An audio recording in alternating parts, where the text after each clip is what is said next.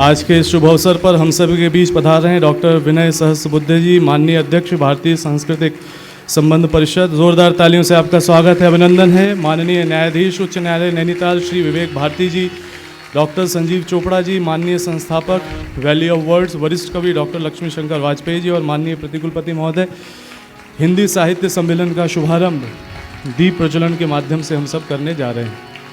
ओम अग्नेय सुपथाराय अस्मान् विश्वानि देववयुनानि विद्वान् युयोधस्मज्जोहुरानमेन भूयिष्ठां तेन मुक्तिं विधेम।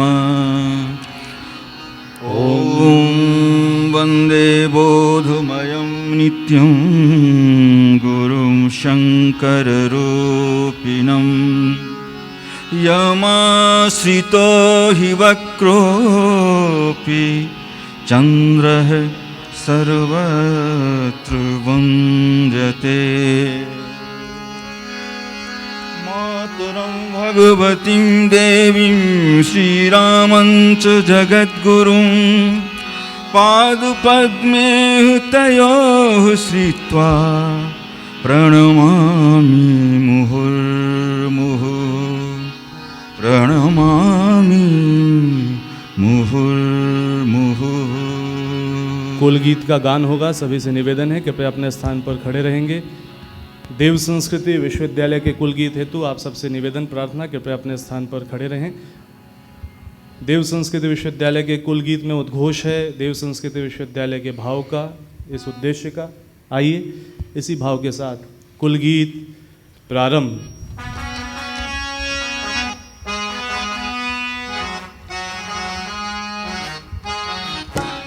मानवीय उत्थान का जो अनवरत आधार है, मानवीय उत्थान का जो अनवरत आधार है, देव संस्कृति विश्वविद्यालय सृजन का द्वार है, देव संस्कृति विश्वविद्यालय सृजन का द्वार है।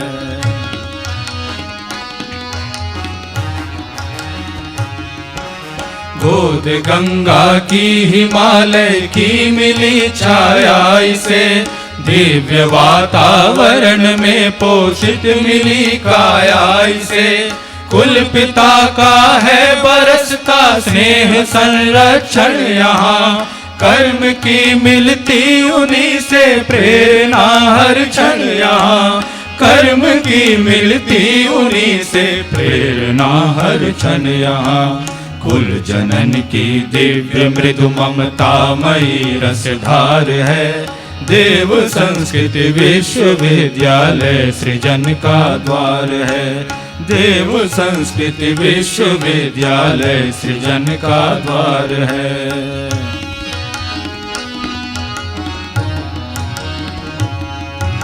है यहाँ होता प्रखरतम चेतना का जागरण, आपसी सद्भावना संवेदना का जागरण।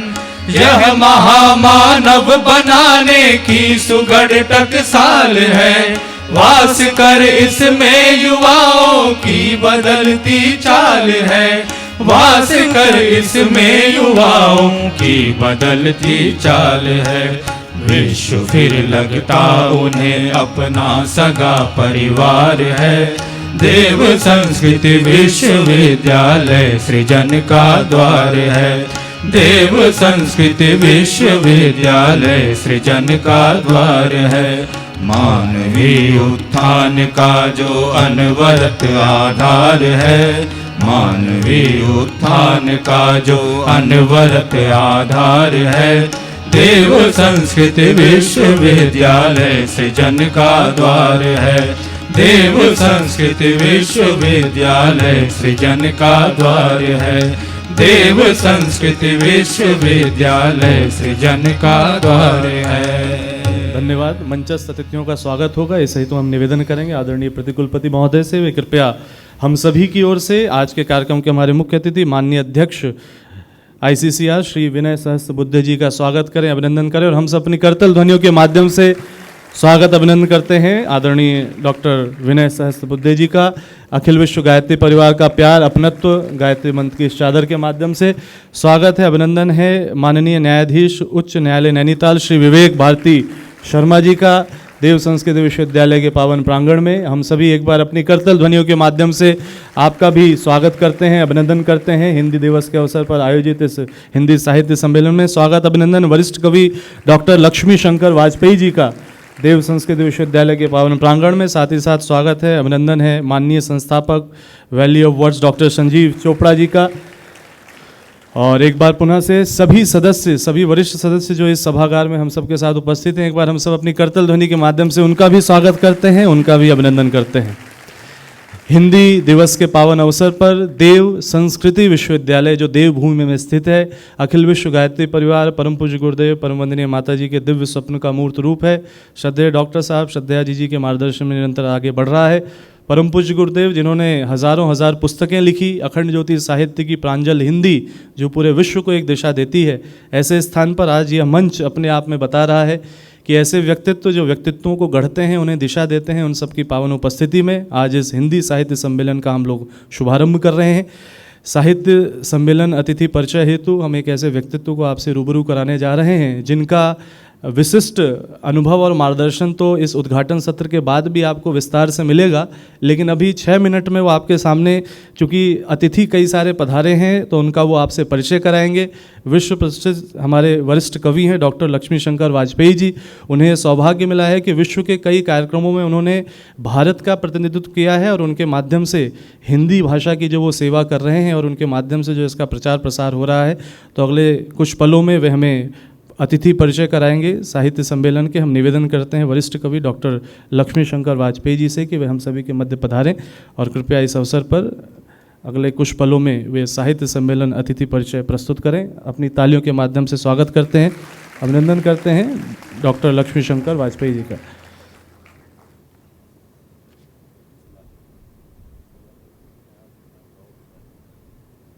मंच पर विराजमान सभी हमारे गण्यमान्य प्रबुद्ध अतिथि और आप सब,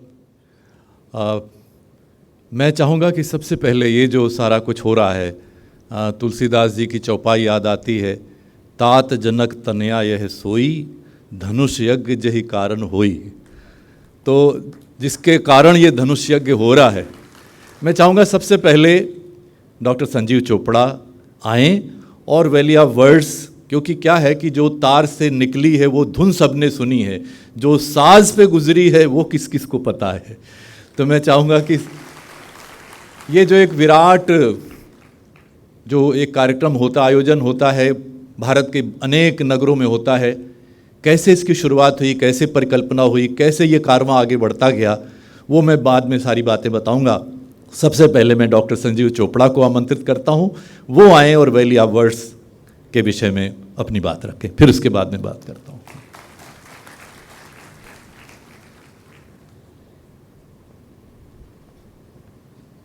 बहुत बहुत धन्यवाद वाजपेयी जी। आज हमारे बीच में आज के मुख्य अतिथि डॉक्टर विनय सहस्त्रबुद्धे जी, जो भारत में इस समय ICCR उसके अध्यक्ष हैं।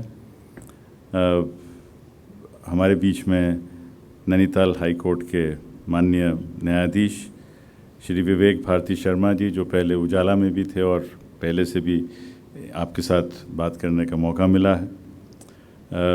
डॉक्टर लक्ष्मी शंकर वाजपेयी जी जो हमारे बोर्ड में हैं, कुल सचिव जी, और जिस कहा जा सके जो जिन्होंने प्रेरणा दी और जिनके साथ पिछले 3 साल से बहुत अच्छी हमारी एक गुफ्तगू होती रहती है, डॉक्टर चिन्मया पांड्या जी। डॉक्टर चिन्मया पांड्या जी और मैं, हम इंडिगो की फ़्लाइट में मिले थे। तो जब इंडिगो कहता है कनेक्टिंग पीपल कनेक्टिंग इंडिया, तो हमारा मुलाकात वहीं से हुई और उसके बाद से पहली मुलाकात से कुछ ऐसा लगा कि that we have something to share in common, और बहुत कुछ मैंने आपसे सीखा है। और इनको हम लाल बहादुर शास्त्री नेशनल एकेडमी में भी लेके आए थे देखने के लिए कि मैनेजमेंट किस तरीके की मॉडर्न लीडरशिप और मैनेजमेंट डेवलप की जा सकती है। अभी आपने south Asia institute of peace and reconciliation आपने लॉन्च किया है, तो ICCR और this will be a very positive step. तो साथियों, डॉक्टर वाजपेयी ने मुझे बड़े कष्ट में डाल दिया ये कह के कि मैं आप सबको बताऊंगा कि शब्दावली वैल्यू ऑफ वर्ड्स की इजाद और शुरुआत कैसे हुई और क्यों हुई। अब बात यह है कि अभी कुछ दिन पहले फेस्टिवल ऑफ लाइब्रेरीज और literature festivals ministry of culture ने ऑर्गेनाइज़ किया था दिल्ली में। तो उन्होंने करीब 250 से ज़्यादा लिटरेचर फेस्टिवल्स को चिन्हित किया। तो करीब 250 लिटरेचर फेस्टिवल्स इस देश में हो रहे हैं। तो जब इतने लिटरेचर फेस्टिवल्स हो रहे हैं तो फिर हमारी शुरुआत क्यों हुई, कैसे हुई, इस सब की एक छोटी सी कहानी मैं आपको बताना चाहूँगा कि 2013-14 से हमने CSOI में दिल्ली में वाजपेयी जी तब से हमारे साथ जुड़े हुए हैं, जब हम हर महीने एक पुस्तक, एक या 2 पुस्तकों का चर्चा करते थे बुक्स एंड ऑथर्स वाली सीरीज़ में। उसके बाद में फिर बहुत सारे लिटरेचर फेस्टिवल्स, कसौली, कलकत्ता, जमशेदपुर, बॉम्बे, बहुत जगह बहुत सारे लिटरेचर फेस्टिवल्स अटेंड किए। और 2016 में जब मैं अपर मुख्य सचिव था बंगाल में, तो वहाँ 2 बड़े प्रसिद्ध लिटरेचर फेस्टिवल्स होते हैं। उसके बाद में वो उन्होंने कहा कि चलो लेट अस रिव्यू ये कैसे हुए। तो मैंने कहा भाई देखिए, लिटरेचर फेस्टिवल्स का अब एक फार्मूला हो गया, जैसे हिंदी पिक्चरों का फार्मूला होता है, एक राजनेता, एक अभिनेता, एक गुरु, स्पिरिचुअल गुरु, और एक विवादास्पद मतलब एक कंट्रोवर्शियल टॉपिक। अगर ये 4 चीज़ें ले आई जाएँ तो एक लिटरेचर फेस्टिवल हो जाएगा। उसमें और ज़्यादा दिमाग लगाने की ज़रूरत नहीं, बिकॉज यू हैव नेता, अभिनेता, राजनेता, धर्म नेता और एक कंट्रोवर्सी। ये 5 चीज़ें अगर हो जाएं तो लिटरेचर फेस्टिवल सुर्खियों में भी आ जाएगा, 1, 2, 3, 4 पेज में भी आ जाएगा। लेकिन उससे क्या, what is the learning? After all किसी भी लिटरेचर फेस्टिवल में इतनी रिसोर्स जाती है, resource in terms of finance, in terms of money, और सबसे ज़्यादा इन टर्म्स ऑफ टाइम, क्योंकि वक्त जो है यही दुनिया का सबसे बेहतरीन नॉन रिन्यूएबल रिसोर्स है। बाकी चीज़ें आ जाएंगी लेकिन वक्त वापस नहीं आ सकता। तो ऑर्गेनाइजर्स ने कहा कि अच्छा, आपको अगर ऑर्गेनाइज़ करना था तो आप कैसे लिटरेचर फेस्टिवल ऑर्गेनाइज़ करते। तो इससे मैंने सोचना शुरू किया। मुझे लगा कि लिटरेचर फेस्टिवल को हमेशा थीम्स के ऊपर बेस होना चाहिए, और हमेशा जो अलग अलग विधाएं हैं भारत में, और क्योंकि अंग्रेज़ी, हिंदी दोनों ही, और भारतीय भाषा, इन सब को इक्वल इम्पोर्टेंस, और सबकी एक स्ट्रक्चरिंग होनी चाहिए। ये नहीं कि सुबह हम डिस्कस कर रहे हैं क्लासिकल म्यूज़िक, और उसके बाद में फुटबॉल डिस्कस कर लिया, और उसके बाद में पॉलिटिक्स डिस्कस कर ली, उसके बाद में हिंदुत्व डिस्कस कर लिया, फिर उसके बाद में इकबाल साहब की नज़म पे डिस्कस। तो एक पूरा ही एक अजीब सी खिचड़ी मैंने देखा लिटरेचर फेस्टिवल में हो रही है, क्योंकि हमें लोगों को अकोमोडेट करना है और हमें पर्सनैलिटीज़ को अकोमोडेट करना है। तो एक जो major change value of words शब्दावली लिटरेचर फेस्टिवल ने की, we decided to celebrate books not authors. क्योंकि किताबें, कुछ लोग बहुत प्रतिष्ठित हो जाते हैं, और प्रतिष्ठित होने के बाद उनकी किताबें थोड़ी एवरेज हो जाती हैं। वो ये नहीं कि निश्चित तौर पे एवरेज हो जाएंगी, लेकिन ये ज़रूरी नहीं कि जिसने 1 साल बहुत बढ़िया पुस्तक लिखी और जो उसका नाम इस्टेब्लिश हो गया, वो बार बार अच्छी पुस्तकें ही लिखेंगे। तो हमारा फोकस बदला, और हमने कहा कि we will celebrate the best books. पिछले कैलेंडर ईयर में जो इन 8 विधाओं में सबसे बढ़िया पुस्तकें होंगी, उन्हीं पुस्तकों को हम सिलेक्ट करेंगे, इंडिपेंडेंटली सिलेक्ट करेंगे।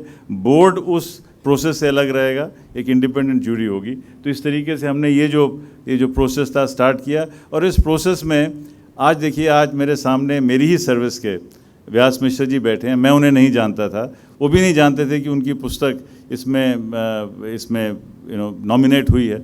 2 साल पहले उत्तर प्रदेश असेंबली के स्पीकर उनकी पुस्तक, दीक्षित जी की पुस्तक ज्ञान का ज्ञान, वो उसको वैल्यू ऑफ वर्ड्स 2020 में उसको प्रथम पुरस्कार मिला। ना वो हमें जानते थे, ना हम उन्हें जानते थे। इस तरीके से क्या हो रहा है कि साल भर में, हर साल हमें 40 ऐसे नए ऑथर्स मिलते हैं, और उन ऑथर्स के ऊपर हम अपने सेशन में चर्चा करते हैं, परिचर्चा करते हैं। इसी कड़ी से जो वैल्यू ऑफ वर्ड्स है, ये काफ़ी सालों से, आप 7वां साल है। और इसमें एक और जो 3 मुख्य और चीज़ें मैं बताना चाहूँगा। पहला तो it is open access, volunteer driven, और हम अपने पार्टनर्स के साथ बहुत काम करते हैं। जैसे अभी चिन्मया जी ने पूरे के पूरा जो हिंदी वर्टिकल है उसको देव संस्कृति विश्वविद्यालय ने पूरा अपना समर्थन दिया है। इसी तरीके से चेन्नई इंटरनेशनल सेंटर अंग्रेज़ी के ऑथर्स को और जो भारतीय भाषाओं में अंग्रेज़ी में ट्रांसलेशन था उनको सपोर्ट करते हैं। इसी तरह इंदौर में डेली कॉलेज जो है वो यंग एडल्ट्स को सपोर्ट करता है, हिमज्योति स्कूल वो छोटे बच्चों के कार्यक्रम को सपोर्ट करता है। तो इस तरीके से हमने अपनी पार्टनरशिप्स बढ़ा के national digital library of India जो IIT खड़गपुर में है उसके साथ हमारे जो मंथली कार्यक्रम है वो होते रहते हैं। तो पूरे तरीके से कोशिश रहती है कि हम 3 चीज़ें लिटरेचर के अलावा, एक तो आर्ट्स को भी डेवलप करें और इसके साथ साथ 3 चीज़ें जो अब आजकल थोड़ी सी कम होती जा रही हैं। एक है इंटरजेनरेशनल डायलॉग। हमारी बातचीत अक्सर हमारे अपने ही सबसेट में होती है। हम लोग जो अब रिटायर हुए हैं या नए नए रिटायर हुए हैं, हम सब की जो बातें हैं वो 55 से 65 की रेंज वाले लोगों में होती है। जो हमसे कम उम्र के हैं वो अपनी एज ग्रुप में बात करते हैं। जज साहब अपनी ही कैटेगरी के अपने ही लोगों से बात करेंगे। वाजपेयी जी पोइट हैं तो बहुत लोगों से ज़्यादा बात करते होंगे, लेकिन फिर भी एक 12-13 साल के बच्चे की 60 साल के अगर वो परिवार का नहीं है तो ये डायलॉग्स हमारे कम हो रहे थे। तो हमारी ये कोशिश रहती है कि हर उम्र हर वर्ग के लोगों की वार्ता हो, वार्तालाप होती रहे, क्योंकि वार्ता से ही शब्द से ही वर्ड, शब्द से ही एक्सप्रेशन, ये सब चीज़ें इसी से होती हैं। और पिछले साल से हमने 2 नए आइटम्स, दो नए इनिशिएटिव्स लिए, इति नाट्य एवं इति कृति, इति नृत्य।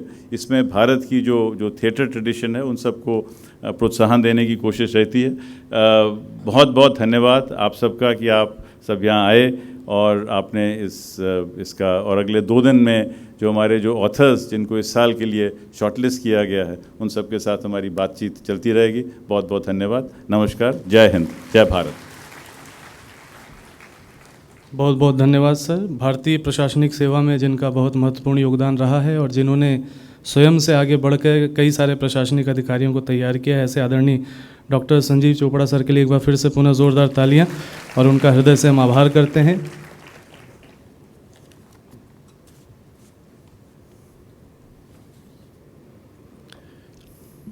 एक बार फिर से मैं सबका अभिनंदन करता हूं, जो यहाँ आप सब उपस्थित हैं उनका भी अभिनंदन। और एक तो मैं डॉक्टर संजीव चोपड़ा ने जो आपसे कहा, मैं उसकी पुष्टि करना चाहूँगा, और वो ये कि भारत के जितने भी प्रतिष्ठित साहित्य समारोह हैं, लिटरेरी फेस्टिवल्स हैं, उनमें जाने का सौभाग्य मिला है। और मैं बड़े दावे के साथ कह सकता हूँ कि जहाँ जो बात उन्होंने कही थी, जहाँ कंटेंट की बात आती है, हम कहते हैं कंटेंट इज़ द किंग, तो जो कुछ निकल के आता है, वो जो अमृत सारे इन फेस्टिवल्स में से निकलना चाहिए, वो अमृत यहाँ भरपूर मात्रा में निकलता है वैली ऑफ वर्ड्स के फेस्टिवल में। उसकी वजह ये है, मुझे नहीं लगता कि जितने भी लिटरेरी फेस्टिवल्स हैं कोई ऐसा करता हो कि सिर्फ 2 दिन बिल्कुल अलग से राष्ट्रीय सुरक्षा पर इतने सारे सत्र होते हैं, वो किसी और उसमें नहीं होते। और खाली साहित्य नहीं, खाली कविता कहानी नहीं, इसके साथ साथ जितने क्षेत्र हैं जो देश से जुड़े हैं, दुनिया से जुड़े हैं, पर्यावरण से जुड़े हैं, मानवता से जुड़े हैं, कला के जितने पक्ष हैं, वो सब यहाँ आकर समाहित हो जाते हैं। ये शायद भारत का पहला ये वैली ऑफ वर्ड्स फेस्टिवल है जिसने भारत में जितने भी अनुवाद के लिए पुरस्कार दिए जाते हैं सर्वोच्च सम्मान, मतलब जो उस राशि के हिसाब से और उस तरह से भी जो इन्होंने शुरू किया। अब बैंक ऑफ बड़ौदा ने कभी हाल में शुरू पहला का उन्होंने किया है, वो अलग बात है, लेकिन अनुवाद को महत्व देना, पुस्तकों को महत्व देना, ये हुआ है। तो ये एक जो साहित्य समारोह हमारा है वैली ऑफ वर्ड्स का, वो बहुत अलग है, उसकी एक अलग पहचान है, उसकी एक अलग अस्मिता है। अब बात आते हैं, इसके पहले कि मैं बात शुरू करूं, मैं जब विद्यार्थी था, और बहुत पुरानी बात है, कानपुर महानगर के नेहरू नगर के रामलीला पार्क में मैंने आचार्य श्री राम जी को सुना था और बहुत प्रभावित हुआ था। और उनसे एक वाक्य तो मैंने अपने जीवन में ढाल लिया था।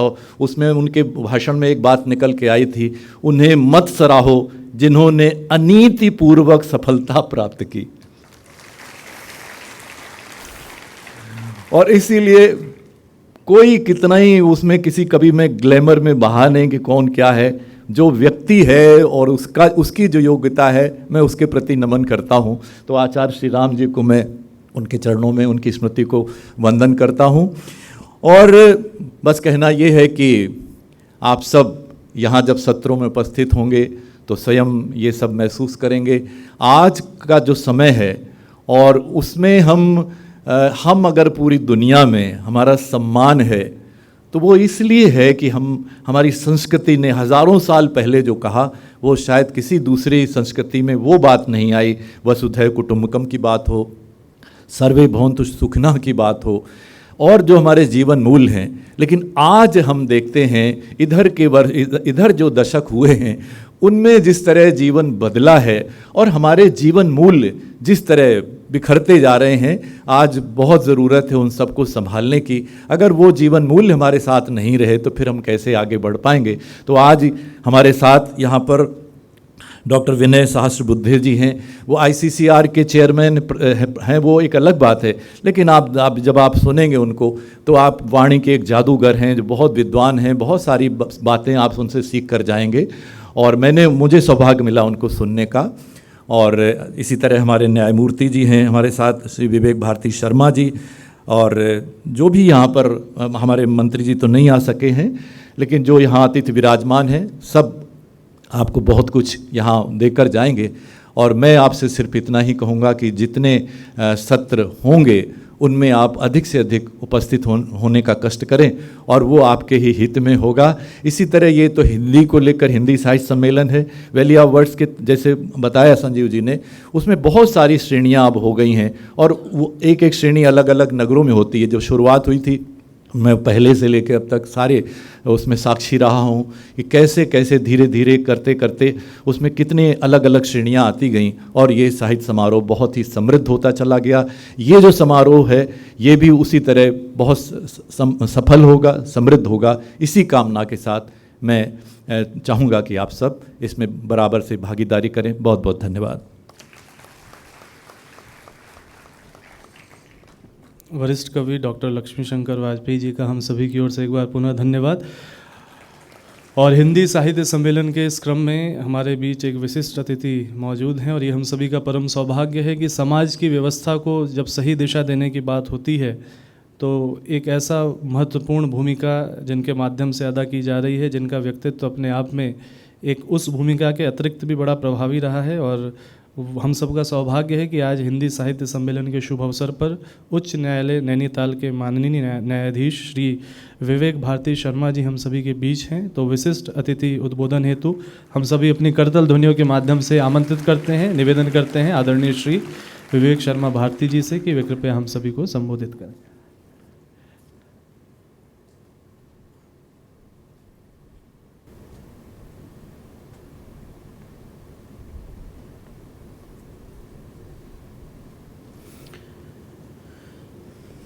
आचार्य श्री राम व माता जी के श्री चरणों में प्रणाम। मंच पर आसीन आदरणीय श्री डॉक्टर विनय सहस्त्रबुद्धे जी, डॉक्टर चिन्मय पांड्या जी, काव्य शिरोमणि श्री लक्ष्मी शंकर वाजपेयी जी, और जैसा कि हम सबको विदित है, ज्ञातव्य है, प्रशासनिक सेवा में अपना असीम योगदान देने वाले संजीव चोपड़ा जी, और मेरे समक्ष बैठे हुए हिंदी प्रेमी विद्वज्जन। आज एक अत्यंत प्रसन्नता का विषय व्यक्तिगत रूप में मुझे है कि आज पुनः मुझे देव संस्कृति विश्वविद्यालय में हिंदी दिवस पर आने का अवसर मिला।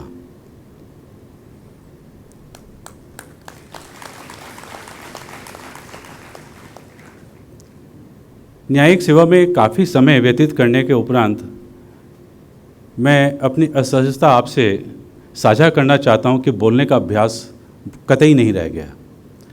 आज जब मेरे को डॉक्टर साहब चिन्मय साहब ने कहा कि आपको आना है, मैं तो किसी अन्य कार्य से कहीं और जाना था, तो मैंने कहा कि भाई ज़्यादा समय मैं नहीं बोल पाऊँगा, आपको तो बड़े बड़े वक्ता रहेंगे और हिंदी भाषा के अंदर जो है प्रकांड विद्वान होंगे, भाषा शब्द वांग्मय, भाषा सौष्ठव सब हर प्रकार से वो पारंगत होंगे। उनके बीच में जो है मैं तो अपने को बड़ा असहज अनुभव करूँगा। पता नहीं क्या सोच के उन्होंने मुझे बुलाया, मगर मैं पूरा प्रयास करूँगा कि मैं अपनी उपस्थिति को यहाँ पर सार्थक करूँ। भाषा, जैसा कि हम सभी को जानकारी है, कोई नया विषय या नया तथ्य मैं नहीं रखने जा रहा हूँ, केवल आपको केवल स्मरण कर रहा हूँ। एक मानव ही एक ऐसा जीव है कि जिसके पास भाषा का एक अद्भुत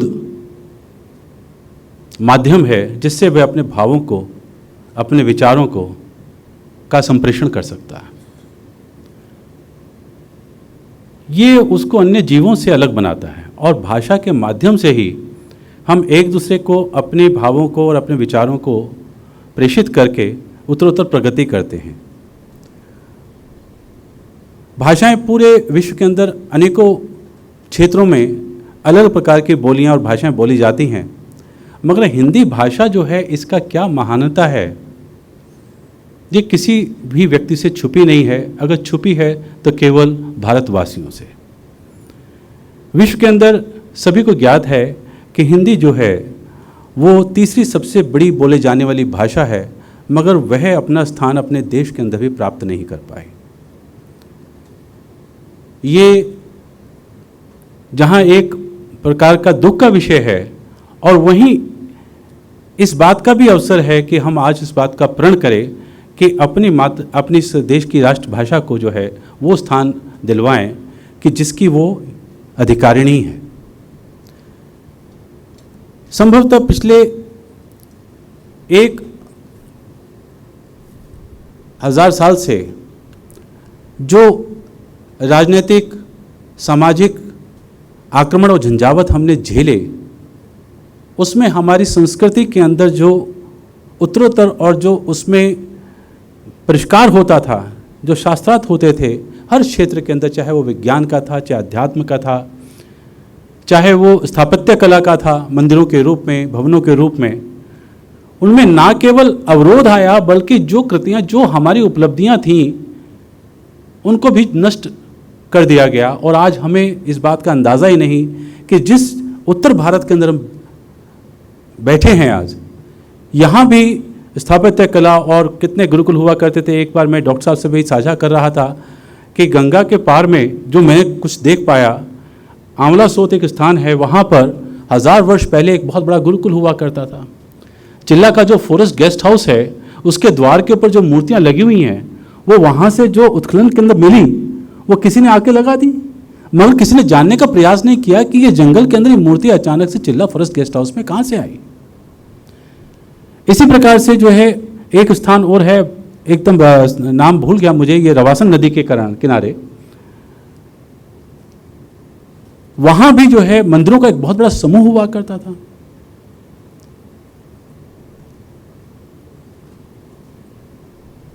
कोटद्वार से नजीराबाद जाते हुए लुकाधड़ी एक गांव है, वहां पर जो है मंदिरों का एक समूह हुआ करता था। वहां भी आज जो है मूर्तियां और जो अवशेष हैं, जो भग्नावशेष हैं, वो छितराए पड़े हुए हैं। और ये केवल मात्र इतने नहीं, आप बढ़ते चलाइए तराई के क्षेत्र के अंदर, जहां गर्जिया देवी के मंदिर है रामनगर के अंदर, वहां पर जो है उत्खनन के अंदर यदा कदा मूर्तियां मिल जाया करती, कोई जानने का प्रयास ही नहीं करता। उससे थोड़ा ऊपर जाए, पाटकोट के अंदर ऐसे हम भ्रमण कर रहे थे, वहां पे एक चोपड़ा गांव था, वहां पर देखा अचानक से जो है आमलक जो मंदिरों के अंदर बनाने के अंदर इनका उपयोग होता है स्थापत्य कला के अंदर, और कितनी मूर्तियां जो है वहां पे भग्नावशेष पड़े हुए हैं। ये वो स्थान थे कि जहां पर विध्वंस होने के बाद जो है कोई रुचि नहीं थी, जो आक्रमणकारी थे तो उन्होंने वहां पर नहीं किया। वरना पूरे भारतवर्ष में कहते हैं कि कुरुक्षेत्र के अंदर जब मोहम्मद गजनी गौरी ने जब लूटे तो वहां पर जो है लूटते चले गए, हजारों, मतलब महीनों महीने तो लूटते रहे। हम्पी के अंदर जब दक्षिण भारत के ये जो निज़ाम थे, गोलकोंडा, बीदर वगैरह, 6 महीने तक वहाँ पर जब विध्वंस चलता रहा। तो मेरा कहने का जो अभिप्राय है, मैं इतिहास में नहीं लेके जाना चाहता हूँ, मैं केवल ये कहना चाहता हूँ कि हमारी जो पुरानी जो लुप्त परंपराएं थीं, आज उनको जीवित करके ही अपनी भाषा को आगे लेकर के बढ़ सकते हैं, और भाषा के अपनी भाषा के माध्यम से ही हो सकता है। आज भारत एक देश के रूप के अंदर स्वामी विवेकानंद के उस उद्घोष की स्मरण करते हुए कि उत्तिष्ठ जागृत होकर एक देश को, पूरे विश्व को जो है दिशा दे रहा है, उसकी प्रतिष्ठा का स्थापित हो रही है। अब वो समय आ गया है कि हम अपनी भाषा को आगे लेकर के बढ़ें और इस देश के अंदर इस भाषा के माध्यम से जितना सृजन हुआ है उस सृजनता को पूरे समाज के सामने लेके आएं। जैसा मैंने पूर्व में भी कहा था कि भाषा के हिंदी क्षेत्र के अंदर मेरा बहुत ज्ञान नहीं है। हाँ, मात्र इतना मालूम है कि 1949 के अंदर आज ही के दिन जो है राष्ट्रभाषा घोषित हुई थी। देश का राजनीतिक परिदृश्य कुछ इस प्रकार का रहा कि आज भी हम उसको सर्वव्यापकता अपने देश में नहीं दिलवा पाए हैं। हमें उसके क्षेत्र में उसके दिशा में प्रयास करना है। शनि शनि सब कार्य होंगे, इसमें किसी प्रकार का कोई बल की ना आवश्यकता है, ना वो कितनी उपयोगी होगी। और दूसरी बात ये अवश्य दूर ध्यान रखनी होगी कि भारतवर्ष की जितनी भी भाषाएं हैं वो भी सब हमारी भाषाएं हैं। उनका उत्थान होना और उनका प्रचार प्रसार होना भी उतना ही आवश्यक है कि जितने की हमारी हिंदी भाषा। तो इसी आप लोगों के उद्बोधन जो शब्द का प्रयोग उन्होंने किया था डॉक्टर चिन्मय ने, मैंने कहा इतने प्रबुद्ध जनों के बीच उद्बोधन नहीं, मैं केवल मत में विचार साझा कर सकता हूँ, मगर आपसे आग्रह करता हूँ कि इस दिशा में कार्य करें और अपनी भाषा को जो है राष्ट्रभाषा के रूप में स्थापित करते हुए देश की उत्तरोत्तर प्रगति के अंदर अपना समर्थ योगदान दें। धन्यवाद।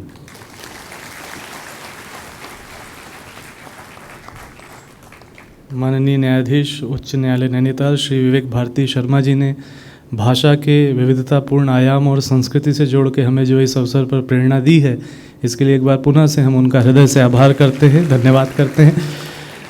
हिंदी साहित्य सम्मेलन के अगले क्रम में एक ऐसे व्यक्तित्व, विचार क्रांति के सृजता परम पूज्य गुरुदेव की कलम जब लगभग 3400 किताबों को लिख रही थी, तो उस लेखनी को करते समय उस महान साधक के व्यक्तित्व के आसपास जिनका बचपन बीता और लगभग 8-9 वर्ष की उम्र में अपनी छोटी सी हिंदी भाषा में किताब लिखकर जो उन युग ऋषि के समक्ष तक लेकर के गए थे, और ऐसा व्यक्तित्व जिनका पूरा जीवन पीढ़ियों से समर्पित है संस्कृति की सेवा को, देश की सेवा को, हमारे डॉक्टर चिन्मय पांड्या जी, जो आज वर्ल्ड हेल्थ ऑर्गेनाइजेशन हो, यूएन हो, यूनेस्को हो और आईसीसीआर के माध्यम से भी वे जब देश और विदेश में गायत्री परिवार के माध्यम से भारतीय संस्कृति की सेवा के लिए जाते हैं, तो देश हो विदेश हो, 70 से ज़्यादा देश, 5000 से ज़्यादा केंद्र, गांव हो शहर हो, सब जगह वो संस्कृति की सेवा को स्वयं को समर्पित कर रहे हैं। और बार बार हम लोग यही कहते हैं कि ऊर्जा कहाँ से आती है कि सूर्य से पहले चलते हैं और सूर्य के अस्त होने के बाद तक लगे रहते हैं, अन्न का आहार लेते नहीं, जल पी पी के उस ऊर्जा के माध्यम से संस्कृति की सेवा में लगे हैं। तो ऐसे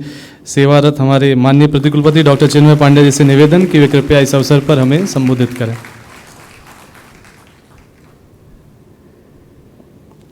बहुत धन्यवाद गोपाल। मित्रों, परम पूज्य गुरुदेव परम वंदनीय माता जी की दिव्य उपस्थिति को साक्षी मानते हुए माँ गायत्री के पावन मंत्र के साथ मैं अपनी बात को आरंभ करना चाहता हूँ। माँ गायत्री का ये पावन मंत्र जो हम लोग कहने जा रहे हैं, सही पूछें तो आज विश्व के सामने, समाज के सामने, मानवता के सामने, हम सब के सम्मुख जो समस्याएं हैं उनके समाधान का मंत्र है। एक बड़ी प्यारी घटना पुराणों के अंदर आती है। पुनर्वसु ऋषि थे, अपने शिष्य अग्निवेश के साथ ध्यान में निमग्न थे। एकदम उनकी आँखों में विषाद की रेखा आई। गंभीरता के साथ शिष्य ने पूछा कि क्या हुआ। बोले, मैं कलयुग के चरम को देख रहा हूँ, महाविनाश को देख रहा हूँ। क्यों? शिष्य ने पूछा। तो उनके मुख से श्लोक निकला, आधि व्याधि शतग्रस्ता निरस्त ज्ञान चक्षुषु। आधि व्याधि से लोग ग्रस्त हो गए हैं, ज्ञान चक्षुओं से अपने आप को गंवा चुके हैं, वंचित हैं। पशु तुल्यश्चरन्ते ते देह मात्रैक दृष्टया। सिर्फ पशुओं की तरह से जीवन को व्यतीत कर रहे हैं और मनुष्य जीवन का मूल्य मात्र शरीर को मान करके बैठ गए। कारण क्या है? 1-1.5 पेज तक उनने इन सारी परिस्थितियों का वर्णन किया जो आज हम अपनी आँखों के सामने घटता हुआ देखते हैं। कारण शिष्य ने पूछा तो उनके मुख से निकला, प्रज्ञापराधम मूलम सर्वरोगाणाम। जितने भी रोग हैं उन सब के मूल में कारण एक ही है, प्रज्ञा का अपराध हो गया। जिससे गुरुदेव ने कहा कि जो नहीं सोचने योग्य है उसको सोचना, अचिंत चिंतन। समाधान क्या है? शिष्य ने पूछा तो पुनर्वसु के मुख से निकला, प्रज्ञापराध हरणिम चित्त नैर्मल्य कारणिम गायत्री मोक्षदाम भजे। वो गायत्री जो सद्बुद्धि की, सन्मार्ग की, सदकर्म की, सत्प्रवृत्ति की देवी हैं, वही व्यक्ति को इस प्रज्ञा के पथ पर पुनः ला सकते हैं। ये संयोग नहीं है कि गुरुदेव ने गायत्री परिवार का नाम प्रज्ञा परिवार रखा, हमारे मुखपत्र का नाम प्रज्ञा पाक्षिक है, अभियान का नाम प्रज्ञा अभियान है, करने वालों का नाम प्रज्ञा पुत्र है। वो जो उसके पीछे का आधार है वो वही कि जब तक निष्कलंक प्रज्ञा का अवतार नहीं होता, सद्बुद्धि का, सद्ज्ञान का, सद्कर्म का, सत्प्रवृत्ति का अवतरण नहीं होता, व्यक्ति बाहर से नहीं बल्कि भीतर से नहीं बदलता। बाहर तो मैं मोबाइल सेट लेकर के घूम रहा हूँ, एक दिन भगवान स्विच ऑफ कर देंगे, पर इसके अंदर के सिम का अपग्रेड होना अनिवार्य हो जाता है। वो जो अंदर का सिम है जिसको हमने चिंतन, चरित्र, व्यवहार, गुण, कर्म, स्वभाव, व्यक्तित्व से परिभाषित किया, उस व्यक्तित्व के परिष्कार, परिमार्जन, परिशोधन, परिवर्तन का जो माध्यम और कारण है, उस गायत्री के मंत्र को हम लोग करते हैं स्थिर चित्त शांत मन के साथ। उस शक्ति का आवाहन करें जो हमें सदा सद्ज्ञान सद्भाव की ओर लेकर के चलते हैं। माँ गायत्री का पावन मंत्र साथ साथ ओम भूर्भुवः स्वः तत्सवितुर्वरेण्यं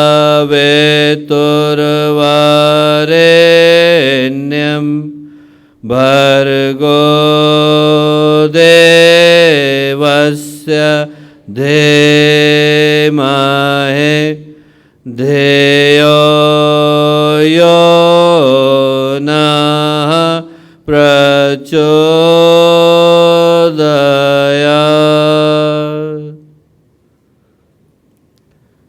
परम पूज्य गुरुदेव परम वंदनीय माता जी के दिव्य संरक्षण में आज का ये अत्यंत ही पावन दिवस, कुशाग्रहणी अमावस्या का दिन, कहते हैं कि इस दिन हरिद्वार के अंदर की उपस्थिति अपने आप ही एक स्वर्गीय वातावरण का निर्माण करती है। कुशाग्रहणी अमावस्या का शुभ दिन, राष्ट्रीय हिंदी दिवस का ये पावन अवसर और देव संस्कृति विश्वविद्यालय के मृत्युंजय सभागृह की ये पावन भूमि, आज के इस पावन दिन जब हम लोग यहाँ वैली ऑफ वर्ड्स के साथ मिलकर इस हिंदी साहित्यिक सम्मेलन को संपन्न कर रहे हैं, तो आज के शुभ दिवस पर हम लोगों के साथ मंच पर उपस्थित एक ऐसे व्यक्तित्व जो न केवल समाज सेवा के क्षेत्र में अपने गंभीर ज्ञान के कारण जाने जाते हैं, बल्कि भाषा, चिंतन, विचार, चेतना, हर दृष्टि से जिनका व्यक्तित्व एक अद्भुत शिखर पर प्रतिष्ठित है। लंबे समय से सांसद रहे, ICCR के वर्तमान प्रेसिडेंट, और जिनके नेतृत्व में भारत ने न जाने कितनी सॉफ्ट डिप्लोमेसी की और सांस्कृतिक विरासत की अद्भुत योजनाओं को संपन्न किया, प्रारंभ किया, आदरणीय डॉक्टर विनय सहस्त्रबुद्धे जी। यहाँ पर मंच पर उपस्थित अभी जिनका बहुत ही विद्वत्तापूर्ण अभिभाषण आपने सुना, इतिहास के क्षेत्र में, समाज सेवा के क्षेत्र में, न्याय के क्षेत्र में उत्तराखंड उच्च न्यायालय के एक बड़े ही प्रतिष्ठित न्यायाधीश आदरणीय डॉक्टर विवेक भारती शर्मा जी, यहाँ मंच पर उपस्थित हम लोगों के बड़े भाई की तरह से, जिनका एक घर मसूरी है तो एक घर उनका देव संस्कृति विश्वविद्यालय भी है, आदरणीय डॉक्टर संजीव चोपड़ा जी, मंच पर उपस्थित प्रतिष्ठित कवि डॉक्टर वाजपेयी जी, विश्वविद्यालय के कुल सचिव बलदाऊ देवांगन जी, यहाँ इस सम्मान को पाने के लिए भारत के विभिन्न स्थानों से आए हिंदी साहित्यिक क्षेत्र के सभी प्रतिष्ठित लेखक, कवि, देव संस्कृति विश्वविद्यालय के आचार्य, आचार्यगण, हम लोगों के विद्यार्थीगण, and there are two of our friends sitting here from far across, Professor Nick Adams and Professor Jeremy. For the benefit of them, they both are renowned academicians and great acclaimed, personalities in the field of peace and reconciliation. It's absolute delight to have you here, Professor Nick Adams and Professor Jeremy. यहाँ उपस्थित शांति कुंज के सभी कार्यकर्तागण, भाइयों बहनों और प्यारे मित्रों, आज जितने भी लोग इस मृत्युंजय सभागृह की परिधि के अंदर विद्यमान हैं, मैं कहूँगा कि आज का दिन हमारे लिए एक अप्रतिम, दुर्लभ, अलौकिक सौभाग्य को लेकर के आया है। इसलिए लेकर के आया है क्योंकि शांति कुंज हरिद्वार की इस पावन भूमि पर उपस्थित हो पाने का सौभाग्य हमको मिला। वो भूमि जिसको हमने गंगा की गोद, हिमालय की छाया, सप्त ऋषियों की तपोभूमि कह करके पुकारा, वो भूमि जो करोड़ों गायत्री परिजनों की आस्था, श्रद्धा, आदर, सम्मान का केंद्र रही, वो भूमि जहाँ पर पूज्य गुरुदेव वंदनीय माता जी की तपस्या ने अपने अंतिम शिखर को छुआ, जो उनके तपस्या, कालजयी चिंतन, युगांतकारी चिंतन की साक्षी रही, वो भूमि जहाँ से आस्था के, अध्यात्म के, राष्ट्रीयता के, मानवता के स्वरों ने न जाने कितनी बार जन्म लिया, मुझे कहने की आवश्यकता नहीं। उस भूमि पर उपस्थित होना ही अपने आप में सौभाग्य का विषय हो जाता है। और आज जब हम लोग इस स्थान पर एक ऐसे विषय को ध्यान में रख कर के एकत्रित हैं, यहाँ पर इस कार्यक्रम को करने का उद्देश्य मात्र सम्मान समारोह को करना नहीं है, और न केवल उद्देश्य है कि हम लोग एक साहित्यिक सम्मेलन को कर लें। सही पूछें तो देव संस्कृति विश्वविद्यालय में उसको करने की आवश्यकता क्या थी? करने की आवश्यकता ये थी कि हम लोग उस अतीत, वर्तमान और भविष्य को सम्मानित कर सकें, जिसके आधार पर आज हम भारत को सांस्कृतिक और आध्यात्मिक दृष्टि से विश्व नेतृत्व के क्षेत्र में शिखर पर बढ़ता हुआ देख सकते हैं। आज का दिन उस सम्मान के भाव को प्राप्त करने के लिए, गौरव को जगाने के लिए और आत्मस्वाभिमान को प्रतिष्ठित करने के लिए आया है। उस भाव को लेकर के आया है, जहाँ पर हम लोग स्मरण कर सकें कि जब हम लोग भारत के अतीत की बात करते हैं तो बात उस ऐतिहासिक, सांस्कृतिक और आध्यात्मिक विरासत की करते हैं, जहाँ पर इस धरती पर ये वो पावन भूमि रही, वो पवित्र भूमि रही, जहाँ पर आध्यात्मिक अभीप्सा ने यूरोप के तटों को छूने से पहले इस भूमि को अपना निवास स्थान बनाया था। उन जगहों पर तो बाद में पहुँची, पहले इस भूमि को उसने अपना निवास स्थान बनाया। सोच करके तो देखें कि हम लोग उस पवित्र भूमि के अंदर विद्यमान हैं, जहाँ पर ये जो योग की धारा है, तप की धारा है, आयुर्वेद की धारा है, ज्ञान की धारा है, ध्यान की धारा है, आस्था की धारा है, अध्यात्म की धारा है, वेदांत की, सांख्य की धारा है। इनने उस प्रकाश को जन्म दिया जिनका स्पर्श कर लेने के बाद पैशाचिक प्रवृत्तियों वाला मनुष्य, जिसके अंदर सिर्फ प्राइमल इंस्टिंक्ट होती है, उसके अंदर देवीय संभावनाओं वाले अवतार में बदल देने की क्षमता आ जाती है। वो भूमि यही भारत की भूमि थी। ये भारत की भूमि वो पवित्र भूमि रही जहाँ पर प्रवाहित हो रही नदियाँ, गंगा है, यमुना है, कावेरी है, कृष्णा है, गोदावरी है, नर्मदा है, मंदाकिनी है, अलकनंदा है, नंदाकिनी है। ये सिर्फ जल के प्रवाह का प्रतीक नहीं है, ये भारत के आध्यात्मिक तेज के प्रवाह का प्रतीक है। वो जो ऊंचा उठा हिमालय है, वो सिर्फ एक नगाधिराज हिमालय नहीं है, बल्कि वो ज्ञान की ऊंचाइयों को अपने अंदर धारण किए हुए हिमालय है। ये भारत की भूमि वो पवित्र भूमि है जहाँ पर उन सारे के सारे महापुरुषों ने, महामानवों ने, चाहे वो जैनों के तीर्थंकर रहे, चाहे सिखों के गुरु रहे, चाहे सप्त ऋषि रहे, चाहे वो ज्ञान के शिखर रहे हों, भक्ति के रहे हों, कर्म के रहे हों, किसी भी संपदा के धनी रहे हों, उन सारे के सारे महापुरुषों ने, महामानवों ने आकर इस धरती को अपनी चरण धूलि देना स्वीकार किया। कुलम पवित्रम जननी कृतार्थ वसुंधरा पुण्यवती च तेन। शास्त्र कहते हैं कि ऐसे महापुरुष युगों युगों में कभी एक बार आते हैं, जिनके आने के बाद कुल पवित्र हो जाता है, जननी कृतार्थ हो जाती है, और वसुंधरा अपने पुण्य को, अपने सौभाग्य को सराहती है कि हमारे समय में उनका आगमन हुआ था। और ऐसे महापुरुषों से भारत का इतिहास एक बार नहीं, हजारों बार सजाया गया है। ये भारत की भूमि वो पवित्र भूमि रही है दोस्तों, जहाँ पर पहली बार, जरा सोच के देखिए, मनुष्य ने अंतर जगत के रहस्यों पर से पर्दा उठाने की कोशिश करी। वो चिंतन कहाँ से आया कि मेरे अंदर ब्रह्म है।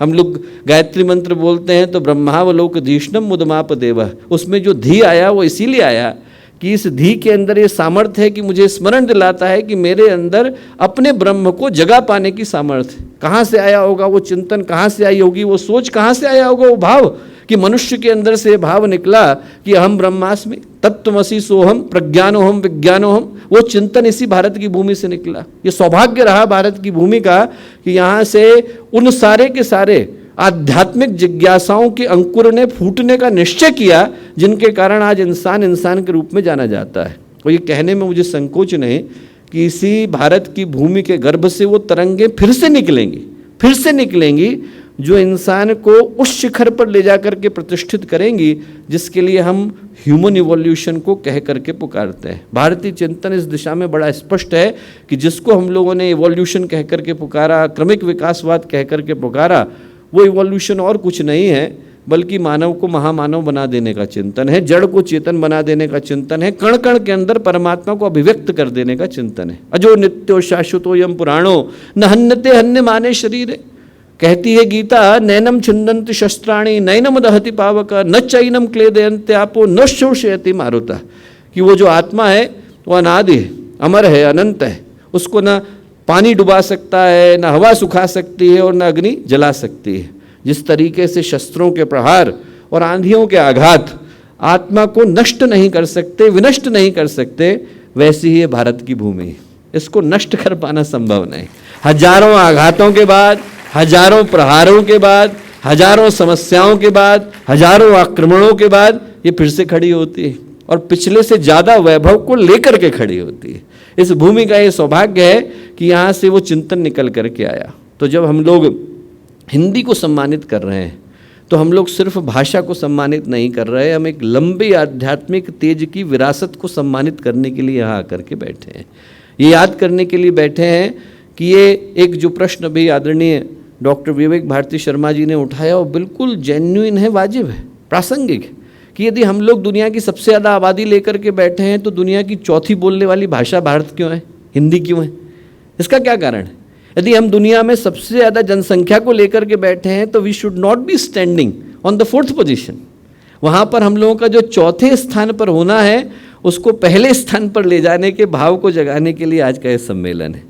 इस सत्य को याद दिलाने के लिए आज का सम्मेलन है कि जब तक हमारे हृदय में अपनी संस्कृति के प्रति, अपने चिंतन के प्रति, अपने भाव के प्रति, अपनी विरासत के प्रति गर्व का भाव नहीं आएगा तो उसको बाहर वाला कैसे दे करके जाएगा। उसको जगाने के लिए हम में से हर एक के हृदय में उस पैशन का जन्म लेना अनिवार्य हो जाता है जो भारत की भूमि को अभिसिंचित करने के लिए अनिवार्य हो जाता है। बिस्मिल को फांसी के लिए ले जाया जा रहा था, अंतिम पंक्ति जो उनकी कविता से निकली, सुबह सुबह बैठ कर के कविताएं लिख रहे थे। क्या लिखा उनने लिखा, न चाहूँ मान दुनिया से न चाहूँ स्वर्ग को जाना, न चाहूँ मान दुनिया से न चाहूँ स्वर्ग को जाना, मुझे वर दे यही माता रहूँ भारत पे दीवाना। क्या लिखा, न चाहूँ मान दुनिया से न चाहूँ स्वर्ग को जाना, मुझे वर दे यही माता रहूँ भारत पे दीवाना। करूँ मैं देश की सेवा पड़े चाहे करोड़ों दुख, करूँ मैं देश की सेवा पड़े चाहे करोड़ों दुख, अगर जन्म लूँ आकर तो फिर हो भारत में ही आना। और अंतिम लाइन जो उनने लिखी, करूँ मैं प्यार हिंदी से, पढ़ूँ हिंदी, लिखूँ हिंदी, चलूँ हिंदी, चलत हिंदी, पहनना ओढ़ना खाना। वो जो उनका भाव था बिस्मिल का, उसको जगाने के लिए आज का दिन आया है, याद दिलाने के लिए आया है कि देश, संस्कृतियाँ और विरासत तैयार तभी होते हैं जब हमारे हृदय में उनके प्रति सम्मान का, आदर का, स्वाभिमान का बोध होता है, भाव होता है। अभी आदरणीय डॉक्टर चोपड़ा जी ने एक बड़ी अच्छी बात बोली कि उनने यहाँ पर पुस्तकों को प्रतिष्ठित करने का काम इस साहित्यिक सम्मेलन के माध्यम से किया। और सही पूछें तो भारतीय विरासत जिसका मैं जिक्र कर रहा हूँ उसका आधार भी यही रहा। हमारे यहाँ पर यदि आप देखें तो जो वैदिक ग्रंथ हैं और लौकिक ग्रंथ हैं उनमें मूलभूत अंतर यही है। लौकिक ग्रंथों में लेखक के नाम से रचना की प्रतिष्ठा होती है। पातंजलि ने लिखा योग सूत्र फेमस हो गया, शांडिल्य ने लिखा भक्ति सूत्र का मूल्य हो गया, चरक ने लिखा संहिता का मूल्य हो गया, सुश्रुत ने लिखा संहिता का मूल्य हो गया, क्योंकि वो रचनाकार के नाम से जाने गए। और जितने वैदिक मंत्र हैं उनमें मंत्रों के कारण महर्षियों का मूल्य हुआ। गायत्री मंत्र को देखा तो विश्वामित्र ब्रह्मर्षि हो गए। वो जो मूल्य आया वो इसलिए आया क्योंकि उनने उस सत्य को, उस शाश्वत सत्य को देखा, उसको देखने मात्र के कारण विश्वामित्र ब्रह्मर्षि कहलाए। ये जो चिंतन था वो भारत में बड़ी गहराई के साथ था कि रचनाकार के कारण रचना की प्रतिष्ठा तो लौकिक जगत में होती है, आध्यात्मिक जगत में उस चिंतन के कारण व्यक्ति की प्रतिष्ठा हो जाती है जो चिंतन उनके माध्यम से निःसृत होकर के आया। और मैं समझता हूँ कि आज का दिन उसी सौभाग्य के स्मरण के लिए आया। एक छोटी कहानी सुना करके बात को समाप्त करूँगा। महारानी होलकर का नाम आपने सुना होगा। बहुत ही विद्वान, बहुत ही ज़्यादा शौर्य से भरी हुई पराक्रमी महिला रहीं, जिनने उनका जीवन न पढ़ा हो मैं कहूँगा उनको अवश्य पढ़ने की आवश्यकता है। आज जिस भारत को हम लोग जानते हैं, उस भारत को बनाने का श्रेय बहुत हद तक एक महिला को जाता है, महारानी होलकर को जाता है। और महारानी होलकर युद्ध में लगी रही, लगभग 29 वर्ष तक उनको युद्ध करना पड़ा, अपने राज्य को, संस्कृति को सुरक्षित करने में लगी रही, पढ़ नहीं पाई। उनका बड़ा भाव था कि मैं पढ़ूं। तो उनने एक दिन अपने पंडित जी को बुलाया, पुरोहित को बुलाया, बोले पुरोहित जी मेरा गीता पढ़ने का बड़ा मन था, पढ़ नहीं पाई। आप एक काम करिए ना, आप कल से गीता लेकर के आइए, आप एक एक श्लोक बोलिए, उस पर मैं चिंतन करूंगी, मनन करूंगी, तो एक आध वर्ष में मुझको गीता याद हो जाएगी। बोले हाँ। अगले दिन से लेके आ गए। पहला श्लोक उनने बोला, धृतराष्ट्रवाच धर्म क्षेत्रे कुरुक्षेत्रे संवेतायुत्सवः मामकाः पांडवाश्चैव किम कुर्वत् संजय, ऐसा बोले। इतना बोलना था कि महारानी होलकर बोली बस आगे मत बोलिए, मुझे गीता समझ में आ गई। अरे क्या बोल रही है महारानी, अभी तो गीता शुरू नहीं हुई है, दूसरे अध्याय में शुरू होगी। भगवान तो दूसरे अध्याय में बोलेंगे, ज्ञान कर्म संन्यास भक्ति इन सब विषयों पर चर्चा तो दूसरे अध्याय में है। बोले तो जो कहानी का विलन है वो बोल रहा है धृतराष्ट्र, वो भी कोई काम की बात नहीं बोल रहा। क्या हो रहा है बताओ, धर्म क्षेत्र में कुरुक्षेत्र में मेरे बच्चे पांडु के बच्चे मिलके क्या कर रहे हैं बताओ। बोले नहीं आप फिर से बोलिए। उनने कहा धर्म क्षेत्र कुरुक्षेत्र, रुक जाइए, आप बोल रहे हैं धर्म क्षेत्र कुरुक्षेत्र, पर मैं सुन रही हूँ महारानी होलकर बोली क्षेत्रे क्षेत्रे धर्मम कुरु, जिसको जो क्षेत्र मिल गया है वो वहाँ पर धर्म को करे। मेरी दृष्टि में गीता का इतना ही सार है। आपको जहाँ ऊपर वाले ने बिठा दिया, टीचर बना दिया, स्टूडेंट बना दिया, नागरिक बना दिया, पुत्र बना दिया, पुत्री बना दिया, भाई बना दिया, बहन बना दिया, यदि आपके जीवन में आपके चिंतन में धर्म प्रवाहित होता है तो गीता आपको आ गई। जो भारत का चिंतन है वो यही कहता है कि हमारे कथनी में नहीं करनी में हो, चिंतन में ही मात्र न हो, आचरण के अंदर हो। आज का दिन उसी पुकार को लेकर के आया। भारत तो जागने के लिए तैयार है, पर उसके लिए भारतवासियों को जागना अनिवार्य हो जाता है। एक बार जब भारतीय संस्कृति को जगाना है तो हर एक के हृदय में वो बयार चलनी तो चाहिए, वो आंधी हर जगह पर छूनी तो चाहिए, हर व्यक्ति के अंदर वो दर्द आना तो चाहिए, वो पीड़ा, वो उसके अंदर भाव जब तक नहीं आएगा कि देश हमारा, संस्कृति हमारी, जगाने की जिम्मेवारी हमारी। मंगल ग्रह से कोई थोड़ी आएगा जो इस देश को बदल करके जाएगा। हमको खुद उस जिम्मेवारी को अपने हाथ में लेने की आवश्यकता है। गौरव को, गर्व को, आदर को, सम्मान को हृदय में प्रतिष्ठित करने की आवश्यकता है। इसलिए आज का ये सम्मेलन आया। वो सारे के सारे विद्वज्जन जो भारत के कोने कोने से आज देव संस्कृत विश्वविद्यालय शांतिकुंज हरिद्वार की पुण्य भूमि पर पधारे, उनको मैं पुनः इस गायत्री परिवार की ओर से, करोड़ों लोगों के गायत्री परिवार की ओर से धन्यवाद देता हूं और आप सबका पुनः एक बार हृदय से अभिनंदन करता हूं। शुभकामनाएं, मंगल कामनाएं। हम सभी हृदय से आभार करते हैं परमादरणीय डॉक्टर चिन्मय पंड्या जी का। भारतीय संस्कृति, ऋषि संस्कृति और देव संस्कृति की वेदना को लेकर के जो जीते हैं, उनकी मात्र वाणी नहीं, उनका जीवन बोलता है, प्राण बोलता है। और ये संदेश आपके माध्यम से हम सभी ने एक बार पुनः पाया। आइए, इस क्रम में अब बड़ा महत्वपूर्ण अवसर है। हमारे बीच एक ऐसे व्यक्तित्व हैं जिन्होंने बाल्यावस्था से ही अपनी कुशाग्रता से अनेकानेक उपलब्धियां प्राप्त की, जन सेवा के क्षेत्र में युवावस्था से जुटे रहे और ये सौभाग्य रहा उनका कि उन्होंने भारत के उच्चतम सदन में एक जनप्रतिनिधि के रूप में अपने क्षेत्र विशेष का प्रतिनिधित्व किया, लेकिन उससे कहीं आगे बढ़कर एक लेखक के रूप में, एक चिंतक के रूप में, उनकी चाहे पुस्तकें हों, उनके चाहे लेखन हो, चाहे स्तंभ हो, उनका प्रकाशन और उनको जो प्रसिद्धि और पुरस्कार मिले, उसके साथ साथ उनके माध्यम से जो थॉट लीडरशिप होती है, समाज सेवा के क्षेत्र में जो लीडर्स गढ़े जाते हैं, ऐसे संगठनों को, ऐसे केंद्रों को उनका नेतृत्व मिला है। और साथ ही साथ उससे आगे बढ़ कर के आज G20 की अध्यक्षता जब भारत कर रहा है, पूरे विश्व में एक नए सिरे से भारत जब उभर रहा है, तो भारतीय संस्कृति के ब्रांड एम्बेसडर कैसे विश्व भर में जाकर के प्रचार प्रसार और अपनी उपलब्धि को रखें, ऐसे बड़े संगठन को उनके माध्यम से नेतृत्व मिल रहा है। तो ये हम सभी का परम सौभाग्य है कि सामाजिक क्षेत्र में शोध में निरंतर निरत रहते हैं और उनके माध्यम से शिक्षा का क्षेत्र हो, महिला का क्षेत्र हो, बाल विकास क्षेत्र हो, युवाओं का क्षेत्र हो, सभी क्षेत्रों में जो बड़े बड़े टीम्स बनी हैं उनको उनका नेतृत्व मिलता है। तो आज ये हम सभी का परम सौभाग्य है कि भारतीय सांस्कृतिक संबंध परिषद के अध्यक्ष डॉक्टर विनय सहस्त्रबुद्धे जी हमारे साथ हैं और साथ ही साथ यहाँ विद्यार्थी वो भी हैं जो भी सोशल इंटर्नशिप में कल्चरल एम्बेसडर बन करके ट्रेंड होकर के देश के विभिन्न कोने में जाने वाले हैं। और ये संदेश निश्चित रूप से आपके माध्यम से जो यहाँ पर मिलेगा वो अनेकानेक लोगों को प्रेरित करने वाला है। तो एक बार आप सबकी करतल ध्वनियों के बीच हम हृदय से आमंत्रित करते हैं माननीय अध्यक्ष ICCR डॉक्टर विनय सहस्त्रबुद्धे जी को कि वे कृपया आज के इस विशिष्ट अवसर पर हम सभी का मार्गदर्शन करें। आदरणीय डॉक्टर सहस्त्रबुद्धे जी।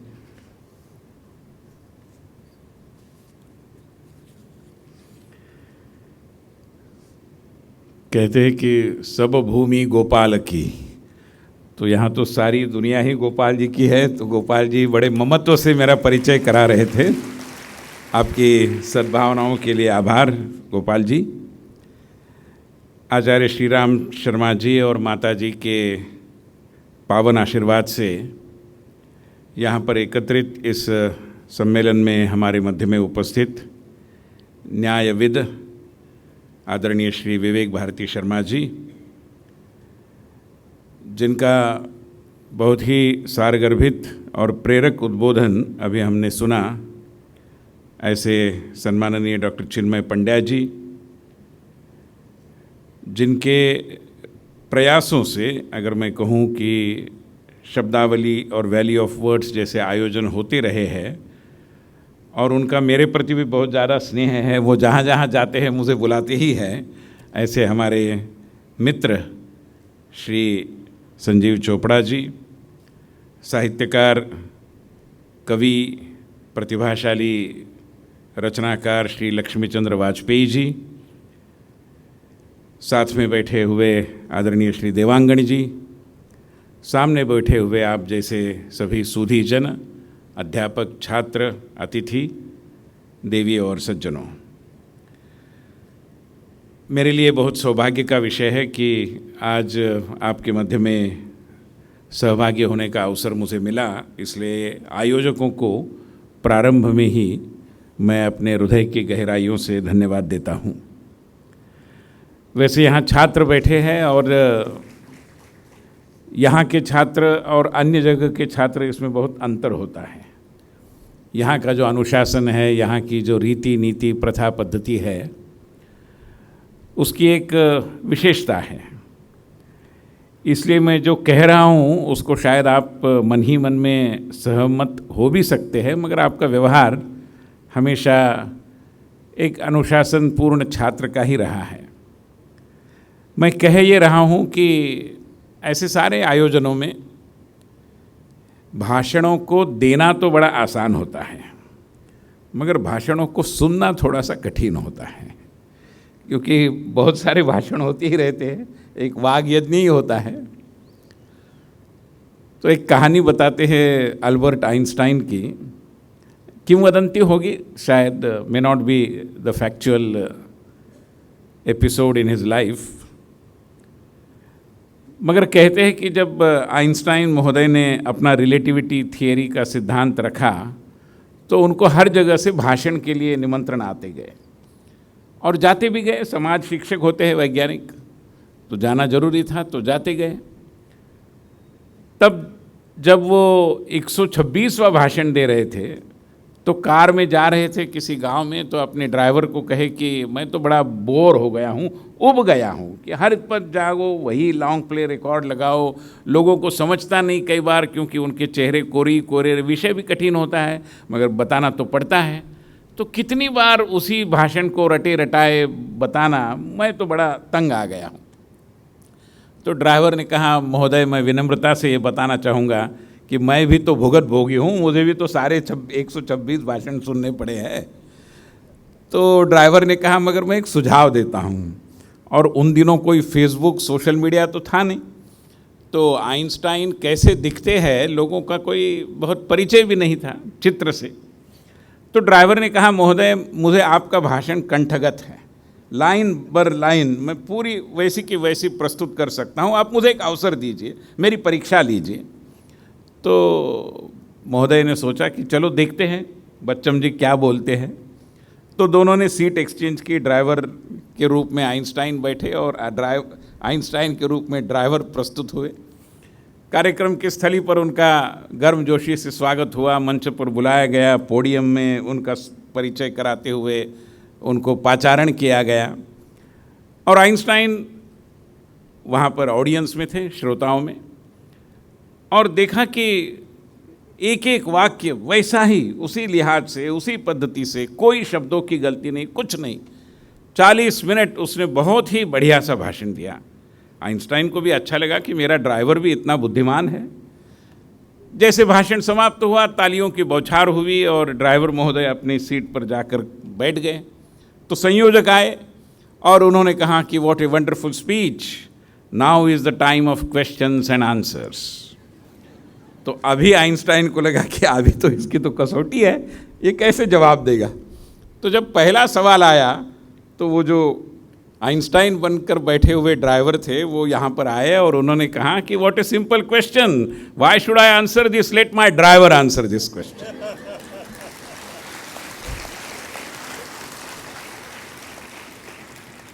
तो कहानी का तात्पर्य है कि भाषण देना तो आसान होता है, सुनना थोड़ा कठिन होता है, और इसका मुझे एहसास है, आकलन है, इसलिए मैं बहुत ज़्यादा विस्तार से शायद नहीं बोलूँगा, मगर जो 2-4 बिंदु मुझे लगता है कि आपके साथ शेयर करने चाहिए वो मैं ज़रूर साझा कर रहा हूँ।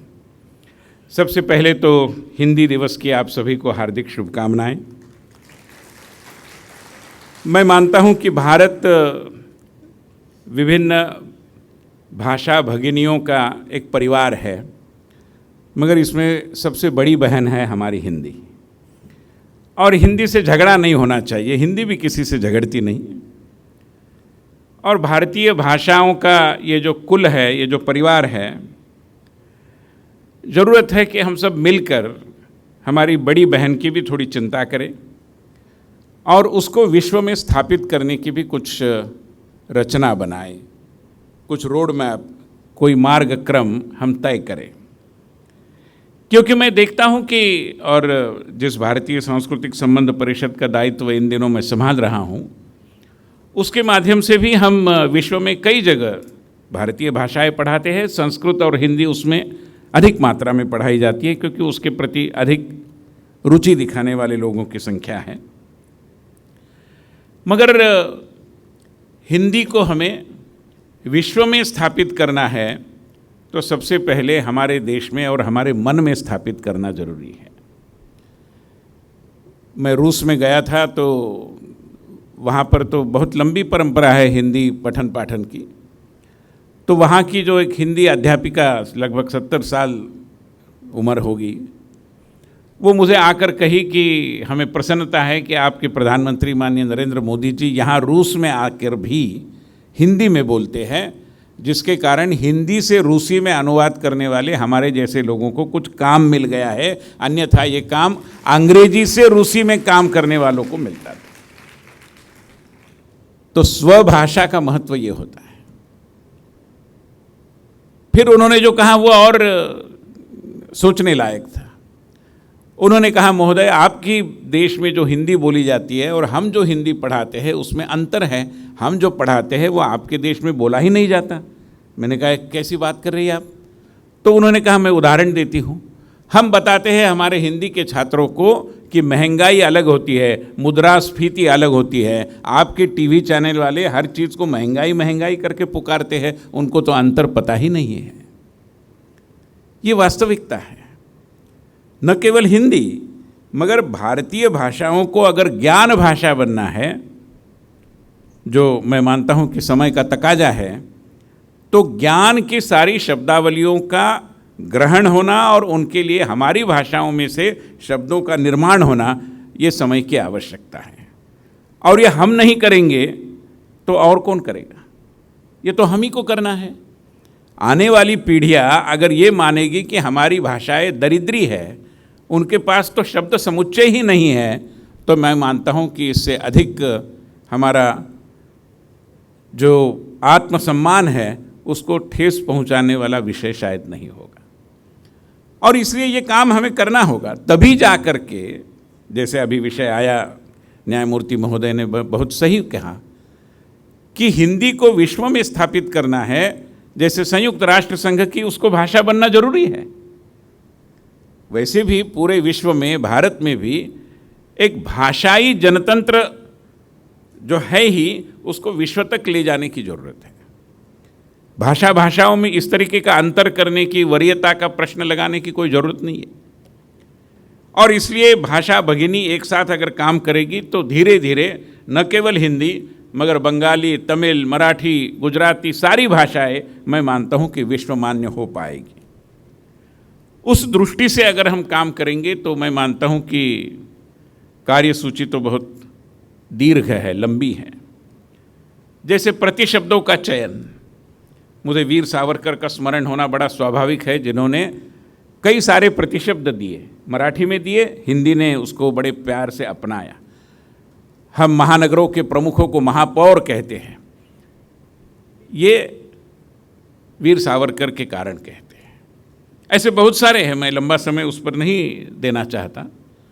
तो ऐसे नए नए शब्दों को गढ़ना, नए नए शब्दों का सृजन होना, मैं मानता हूँ कि ये भी शब्दावली जैसे इस महोत्सव में कुछ मात्रा में अगर हो पाएगा तो भाषा की बड़ी सेवा होगी और भाषा की संपन्नता में हम शायद वृद्धि कर पाएंगे। कुछ बिंदु मैं आपके विचारार्थ ये भी रखना चाहता हूँ जो कुल मिलाकर साहित्य व्यवहार के बारे में है। और साहित्य व्यवहार स्वाभाविक है कि जब हम चर्चा करते हैं भारत में तो हमारे भाषाई साहित्य के व्यवहारों की चर्चा करते हैं। और हम सभी को स्वीकार्य ही होगा कि भाषा संस्कृति की वाहक होती है। इसलिए जब कोई भी अंग्रेजी समाचार पत्र किसी एडिटोरियल में अगर लिखता है, I am sharing with the audience that if A English newspaper rights in A editorial and uses the phrase which is the lady protests too much, which comes from Shakespeare's Hamlet, and there is a story behind it of the Queen Gerda. But then if somebody is ignorant about the history of England and the story of the Queen and Hamlet, he may not be able to decipher what is lady protests too much. He may see several ladies around him and would wonder why are they protesting too much, or why this editor believes that they are protesting too much. So when you try to learn a language, it is mandatory that you have to have some idea about the culture where the language has taken its shape. और इसलिए संस्कृति की वाहक ऐसी जो हमारी भाषाएं हैं, उसमें हमारा व्यवहार होना, उसमें हमारी बात होना, उसको हमारे कारण क्षति न पहुँचे इसकी चिंता करना, मैं मानता हूँ कि भाषा पुत्र के नाते, भाषा कन्याओं के नाते हमारा दायित्व है। जैसे हम मातृभूमि की अर्चना करते हैं, वैसे ही मातृभाषा की भी पूजा करना जरूरी है। और ये पूजा तब हम कर पाएंगे जब हम उसकी सेवा करेंगे, उसके साथ मित्रता बनाएंगे, उसका उपयोग करेंगे। और आज कई बार मुझे लगता है कि हमारे युवाओं की विशेष रूप में, मैं मानता हूं कि ये विश्वविद्यालय उसके लिए एक अपवाद है, मगर शब्द संपदा की इतनी कमी होती है। आज शब्द संपदा, वोकैबुलरी, ये भाषा के आकलन का केंद्र बिंदु है। मगर आज मैं देखता हूं कई युवा, विशेष रूप में युवा, बाकी भी होंगे, इनको शब्द ही सामने नहीं आते। कई बार वो क्या कहते हैं, वो क्या कहते हैं, वो क्या कहते हैं, लगभग 4-5 बार अगर वो क्या कहते हैं का ही पता नहीं तो बेचारा क्या कहेगा और सुनने वाला क्या सुनेगा, पता ही नहीं।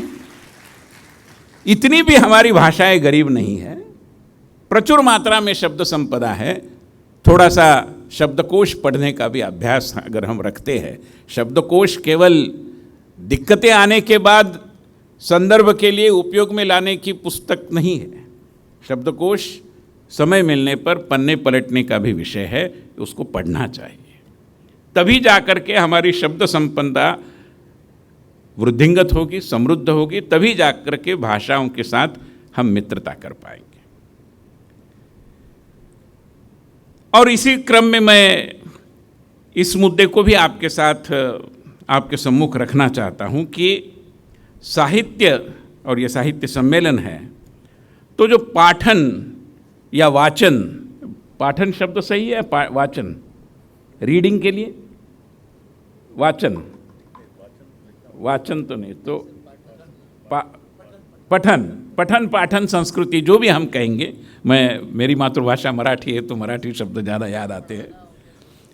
तो पढ़ने की जो संस्कृति, आसान करके कहता हूँ कि जो पढ़ने की संस्कृति है, उसके सम्मुख कई चुनौतियाँ सामने आ रही हैं। मतलब पहले ही संस्कृति क्षीण होती जा रही है और नई नई चुनौतियां भी सामने आ रही है। उसका एक कारण एक दृष्टि से नई टेक्नोलॉजीज भी है, और नई टेक्नोलॉजीज जिनका अभी हम हर समय लगभग उपयोग करते हैं, जो स्मार्टफोन के कारण हमें भी एक एहसास दिलाती है कि हम बड़े स्मार्ट हो गए हैं, तो इन उपकरणों के कारण भी चुनौतियां बनी है। आजकल कोई दीर्घ पढ़ना ही नहीं चाहता। समाचार पत्रों के संपादकीय पहले एक पूरा पन्ना, मतलब 2 स्तंभों का, कॉलम्स का आता था। अभी आधे आधे एक ही जगह में 3-3 संपादकीय अग्रलेख लिखे जाते हैं। क्यों? क्योंकि संपादक महोदय बोलते हैं कि भाई साहब कोई पढ़ना ही नहीं चाहता। पढ़ने के लिए जो एक तितिक्षा चाहिए, जो एक पूरा जो भी लिखा गया है उसको मैं पढ़ूंगा, ये जो एक संकल्प चाहिए, वो समाप्त होता जा रहा है। मुझे डर है कि लेखन की लंबाई जब कम हो रही है, चाहे कम हो, कोई आपत्ति नहीं, आज सोशल मीडिया प्लेटफॉर्म्स पर भी हम कम लिखने के लिए ज़्यादा मशहूर हो गए हैं, मगर लेखन की लंबाई जब कम हो रही है, जो लिखा जा रहा है उसकी गहराई पर उसकी आंच न आए, इसको हमें सुनिश्चित करना चाहिए। क्योंकि गहराई से अगर कुछ बताया जाता है तभी जाकर के लोगों के मन मस्तिष्क पर वो परिणाम करता है, अन्यथा तो केवल कीबोर्ड को चलाने की विद्या हो जाती है।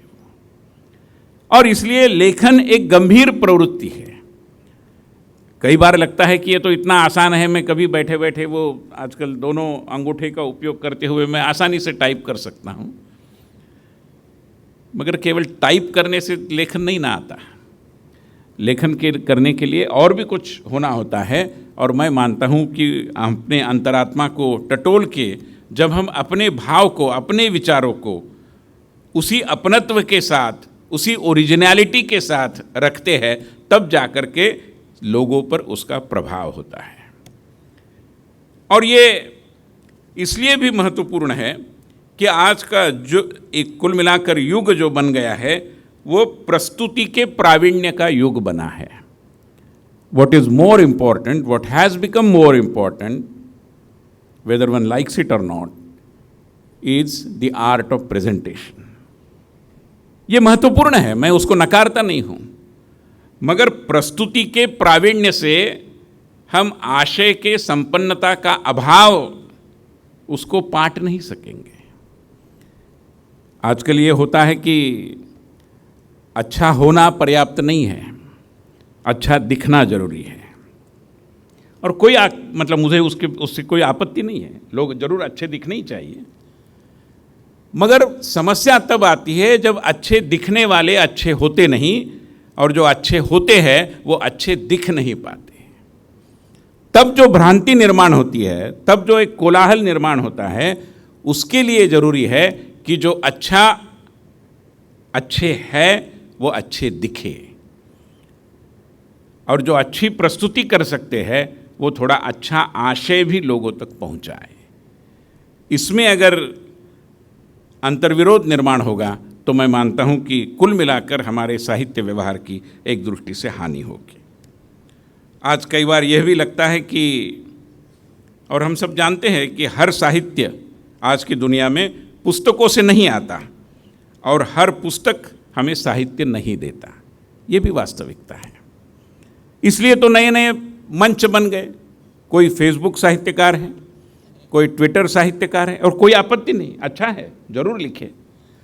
उसी सत्व के साथ लिखते हैं तो माध्यम कौन सा भी हो, और उन माध्यमों को अगर हम अपने संस्कृति के साथ जोड़ लेंगे, जैसे कई बार लगता है कि ये स्टैंड अप कॉमेडी का बड़ा युग बन गया है, और जो देखो वो या तो रील्स देख रहा है या स्टैंड अप कॉमेडी देख रहा है। कोई आपत्ति नहीं, और कोई पाबंदी लगाने से ये रोकने वाला थोड़ा ही, और पाबंदी क्यों लगानी है, हमारे देश में तो ऐसी प्रथा पद्धति नहीं है। मगर स्टैंड अप कॉमेडी को, मतलब स्टैंड अप, खड़े होकर बात करना, ये हमेशा कॉमेडी होनी चाहिए कोई जरूरी नहीं ना। वो एक उत्तिष्ठित उद्गार है, अगर मैं उसको कहूँ तो उद्गार विचार प्रवर्तक भी हो सकता है। हमेशा ह्यूमर का अपना एक महत्व है, हंसी मजाक जीवन में आवश्यक है, मगर केवल हंसी मजाक से जीवन तो बनता नहीं ना। तो जीवन का मजाक नहीं बनना है तो इस तरीके के जो मंच आज उपस्थित हुए हैं, विकसित हुए हैं, उनको हमारी संस्कृति, हमारी सभ्यता, हमारी आवश्यकता के साथ अगर हम जोड़ेंगे तो ये एक प्रबोधन का साधन बन सकता है। ये विनम्रतापूर्वक मुझे यहाँ पर रखना आवश्यक लगता है। इसमें और भी एक बात है जिसका जिक्र करना जरूरी है, वो ये है कि जो नया साहित्य है, और चाहे मैं मानता हूँ कि यहाँ बैठे हुए साहित्य और वाङ्मय व्यवहार से जुड़े लोग मेरे से सहमत होंगे कि जब हम स्कूल में पढ़ते थे तब चाहे मराठी के हो, हिंदी के हो, ऐसे बहुत साहित्यकारों से हमारा परिचय होता था, चाहे मैथिली शरण गुप्त हो, चाहे हरिवंश राय बच्चन हो, चाहे महादेवी वर्मा हो। आज जब हमारे घर का कोई छात्र स्कूल शिक्षा लेता है और उसके लिए भी हिंदी के किताबें उपस्थित है, तो मैं नहीं जानता कि आज के मैथिली शरण गुप्त कौन है, आज की महादेवी वर्मा कौन है। ऐसा नहीं कि कोई है नहीं, मगर शायद उतनी ताकत से वो उपस्थित नहीं होते। और ये सारी भाषाओं में, मराठी में भी मैं उसी तरीके का एक अकाल देख रहा हूँ। तो ऐसी स्थिति में नए साहित्यकारों को नई आवश्यकताओं के अनुरूप नए वाङ्मय का सृजन करना शायद समय की आवश्यकता है, समय का तकाजा है। और जब मैं नया साहित्य कहता हूँ, जैसे मैं महाराष्ट्र का उदाहरण दूँ तो महाराष्ट्र में 70 के दशक में दलित साहित्य बड़ा विकसित हुआ, और जो भी हमारे उपेक्षित समाज के साथी थे उन्होंने अपने अनुभवों को इस पद्धति से रखा कि वो साहित्य के विश्व में एक अलग धारा सी बन गई। अब अगर मैं देखूं तो 2000 और उसके पहले भी 90 के दशक में, 90 के दशक से विगत 30 सालों में नया दलित साहित्य नहीं आ रहा। क्यों नहीं आ रहा? क्योंकि कईयों के लिए वो दलितत्व अब समाप्त हो रहा है। मैं ये दावा नहीं कर रहा हूँ कि ये पूरी तरीके से समाप्त हुआ, मगर अगर हमारे उपेक्षित समाज के भाई बहन भी अगर विकास की सीढ़ियाँ चढ़कर नए और सफलता के एक दृष्टि से इतिहास को रच रहे हैं, तो आज नए साहित्य का रूप वो आना चाहिए, क्योंकि उनके द्वारा जो हासिल हुआ है वो कोई आसान थोड़ा ही था, मगर उन्होंने अपने प्रयासों से कर लिया। तो उसका साहित्य में जितना रिफ्लेक्शन, जितना प्रतिबिंब दिखाई देना चाहिए, शायद नहीं दिखाई दे रहा। इसी तरीके से मैं मानता हूँ कि कई ऐसे विषय हैं कि जिनके बारे में लोगों के मन में बड़ी उत्कंठा रहती है, बड़ा कौतूहल रहता है कि ये कैसे चलता है, और कुछ संवेदना भी उसके कारण जग सकती है। हम में से कई लोग विमान से यात्रा करते हैं, तो विमान यात्राओं का संचालन करने वाला जो एयर ट्रैफिक कंट्रोल होता है वो कैसे काम करता है, ये कौतूहल का विषय है। मगर मैंने कभी एटीसी में काम करने वाले किसी के द्वारा कोई साहित्यिक रचना निर्माण हुई है अपने अनुभव के आधार पर, ऐसा देखा नहीं। केवल इतना ही नहीं, हमारे पुरातत्व के लोग उत्खनन करके पुराने अवशेषों को बाहर निकालते हैं, बड़ा अध्ययन करते हैं। वो ज़मीन कैसे चुनते हैं, कैसे उनको ध्यान में आता है कि यहाँ कुछ है, तरह तरह के सवाल हैं। इसके बारे में भी कोई पुरातत्ववेत्ता ने कुछ लिखा है जो ललित शैली से है, साहित्य मूल्य रखने वाला कुछ रचनात्मक आ गया है, ऐसा मैंने देखा नहीं। हमारे कई, पुनः एक बार मैं उसी विषय पर जाता हूँ, उपेक्षित भाई बहनों ने जो कॉन्जर्वेशन का काम करते हैं, यानी हमारे यहाँ कई ऐसे काम स्वच्छता के लिए ज़रूरी होती है, ऐसे कुछ काम करते हैं, ज़मीन के अंदर भी जाना पड़ता है, बड़े भारी संकट का सामना करते हुए बेचारे करते हैं। उनमें से किसी ने अपने उस दर्दनाक कहानी को कहा है, मैंने बहुत ज़्यादा देखा नहीं है। मैं मानता हूँ कि ऐसा अनुभव आधारित साहित्य अगर लोगों के सम्मुख आएगा, चाहे कोई सॉफ्टवेयर में काम कर रहा है, चाहे कोई नए नए स्टार्टअप के क्षेत्र में काम कर रहा है, इन लोगों ने भी मुझे लगता है कि कुछ कलमकारी करनी चाहिए, कुछ लिखना चाहिए, लेखनी से मित्रता करनी चाहिए, तब जा कर के समाज का जो नया स्वरूप विकसित हो रहा है सामाजिक सांस्कृतिक, उसके साथ मेल खाने वाला नया साहित्य आएगा और जो फिर युवा और उदीयमान पाठकों की कल्पना शक्ति को प्रभावित कर पाएगा। मुझे लगता है कि ये समय की आवश्यकता है। अंत में मैं केवल इतना ही कहूँगा कि जैसे भाषण करना आसान और सुनना कठिन है, वैसे भी पुस्तक लिखना आसान और पढ़ना कठिन हो गया है।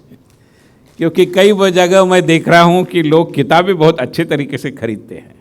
जब हमारे यहाँ महाराष्ट्र में मराठी साहित्य सम्मेलन होता है तो किताबों की बिक्री के आंकड़े आते हैं जो बड़े चौंकाने वाले और बड़े अचंभित करने वाले और बड़े संतोष देने वाले होते हैं कि इतने लाखों करोड़ों रुपयों का ग्रंथ व्यवहार हुआ, खरीद हुई।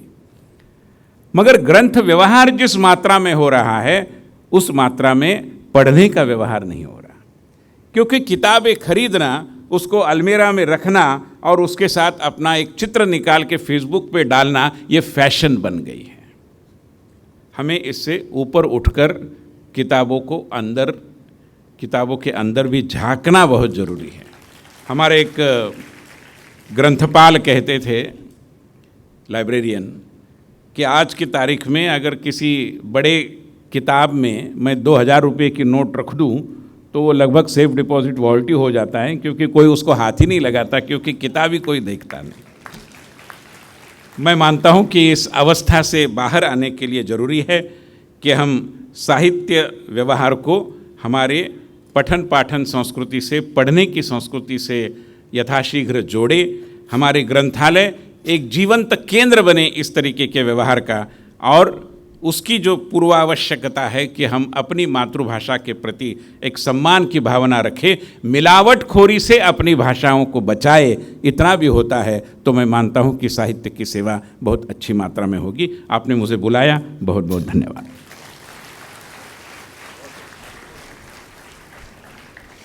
हम सभी हिंदी साहित्य सम्मेलन के इस शुभ अवसर पर जिनके माध्यम से, जिनके विशिष्ट अनुभव के माध्यम से जो प्रेरणाएं प्राप्त कर रहे थे, निश्चित ही एक नई दिशा देने वाली और नई प्रेरणा प्रदान करने वाली प्रेरणाएं एक बार पुनः से आदरणीय डॉक्टर विनय सहस्त्रबुद्धे जी का हम सब धन्यवाद करते हैं।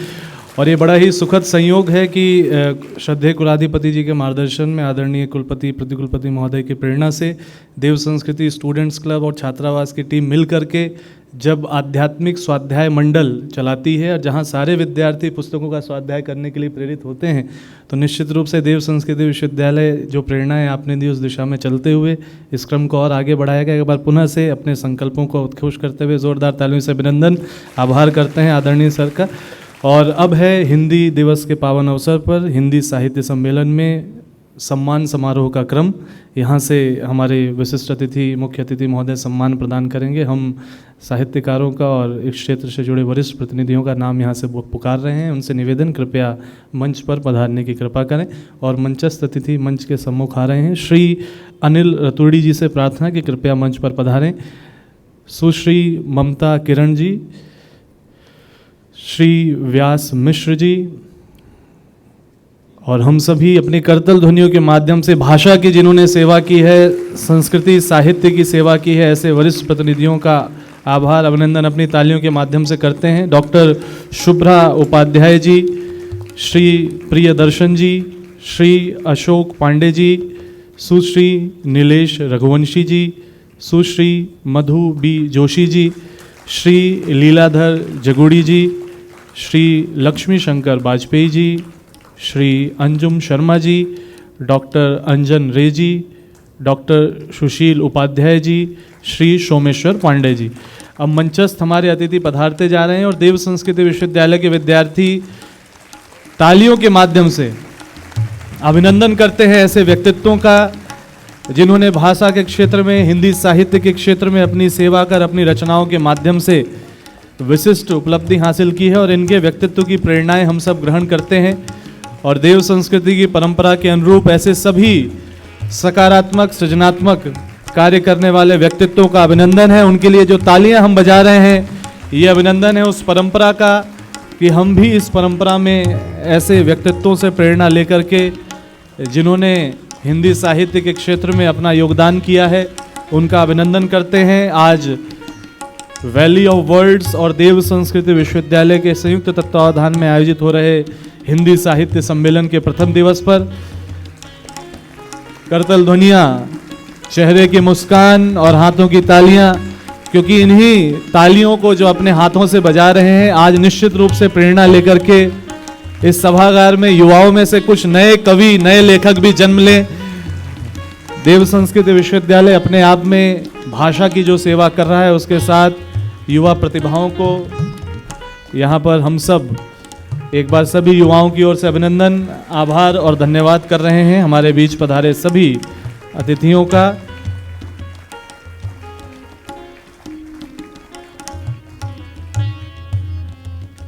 आइए अब इस क्रम में विमोचन का एक क्रम है। देव संस्कृति विश्वविद्यालय का ई न्यूज़लेटर का नया अंक, रनेसा का नया अंक, जिसमें देव संस्कृति विश्वविद्यालय के विद्यार्थी बढ़ चढ़ के प्रतिभाग करते हैं और इस ई न्यूज़लेटर के माध्यम से गतिविधियां जन जन तक जाती हैं। नए अंक का विमोचन हो रहा है, अपनी करतल ध्वनि के माध्यम से अभिनंदन करते हैं। अब अवसर है स्मृति चिन्ह भेंट करने का। हम निवेदन करेंगे आदरणीय प्रतिकुलपति महोदय से कि तरु प्रसाद, वृक्ष गंगा अभियान जो अखिल विश्व गायत्री परिवार का है उसका एक तरु प्रसाद एक स्मृति के रूप में रक्त चंदन का ये पौध प्रदान की जा रही है आदरणीय डॉक्टर विनय सहस्रबुद्धे जी को। साथ ही में देव स्थापना, देव संस्कृति के निर्माता यज्ञ पिता गायत्री माता जन जन तक पहुँचे, संस्कृति का प्रचार प्रसार हो, माँ गंगा का पवित्र जल, रुद्राक्ष की माला और साथ ही साथ स्वावलंबी चिंतन से देव संस्कृति विश्वविद्यालय के स्वावलंबन केंद्र में निर्मित यह भाव श्री विवेक भारती जी को प्रदान किया जा रहा है। देव स्थापना का चित्र, देव परिवार का भाव, साथ ही साथ माँ गंगा का पवित्र जल, और हम सब अपनी करतल ध्वनि के माध्यम से एक एक हाथ लग रहा है इसमें। और देव संस्कृति विश्वविद्यालय में ही निर्मित यह जूट बैग हम एक बार पुनः से अभिनंदन कर रहे हैं डॉक्टर संजीव चोपड़ा जी का, माननीय संस्थापक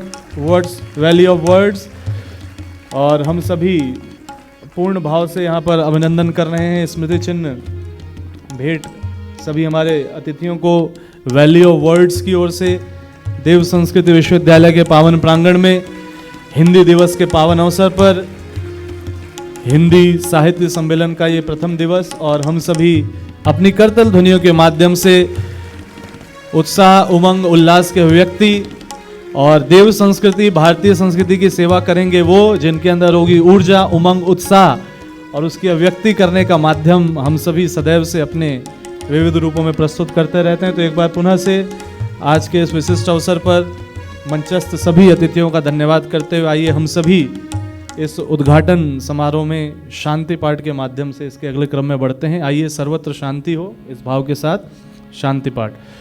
ओम द्यौ शांति अंतरिक्षं शांति पृथ्वी शांतिराप शांतिरोषधयः शांति वनस्पतयः शांतिर्विश्वे देवा शांति ब्रह्म शांति सर्वगं शांति शांतिरेव शांति सामा शांतिरेधि।